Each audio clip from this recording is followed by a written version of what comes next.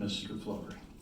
Thank you, Mr. Callahan. Your packet, we've got a few items dealing with this, so just kind of run through those real quickly. The first item in the packet is the purple sheet. It's a notice of public hearing on the proposed 2021 amendment to the urban renewal plan for our Clear Lake Consolidated Urban Renewal area. The green sheets that follow that, if you remember from a couple of meetings, we've had this on the agenda.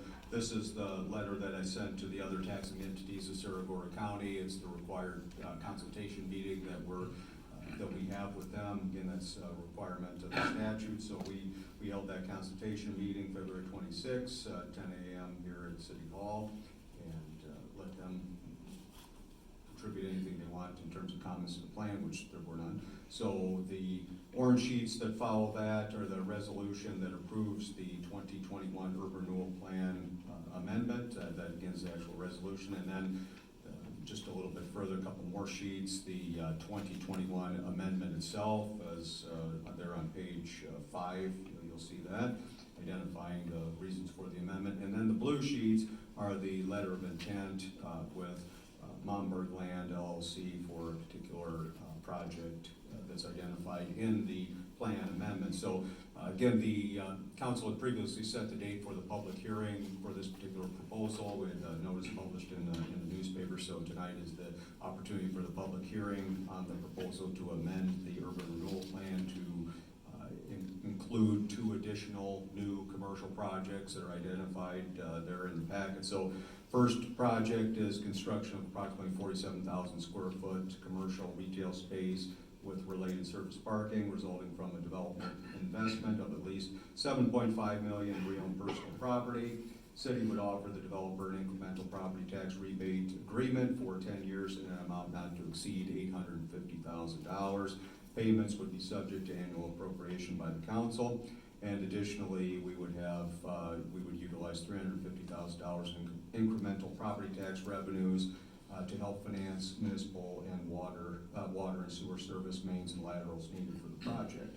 Second project, and that's the one that's referenced in the letter of intent with Momberg Land LLC, is construction of a 6,000 square foot commercial space, developer investment of at least $1 million. City will offer developer incremental property tax rebate for 7 years in an aggregate amount not to exceed $225,000, with payments subject to annual appropriation by the council. Additionally, $50,000 in incremental property tax revenues be used by the city to finance municipal water and sanitary sewer improvements and connections, and $15,000 for professional service fees to be reimbursed to the developer for things like engineering work and legal work incurred in the project. So did also include in the packet, the yellow sheets are an estimate. You can kind of see what the estimated cost of those water and sewer service improvements are.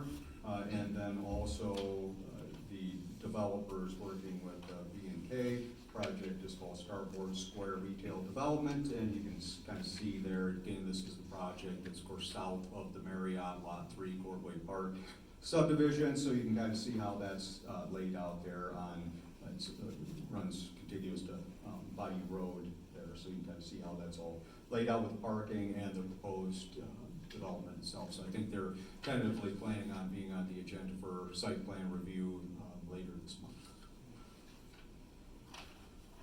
So I don't have anything additional unless there are any questions prior to the public hearing. Council, any questions for Mr. Flory?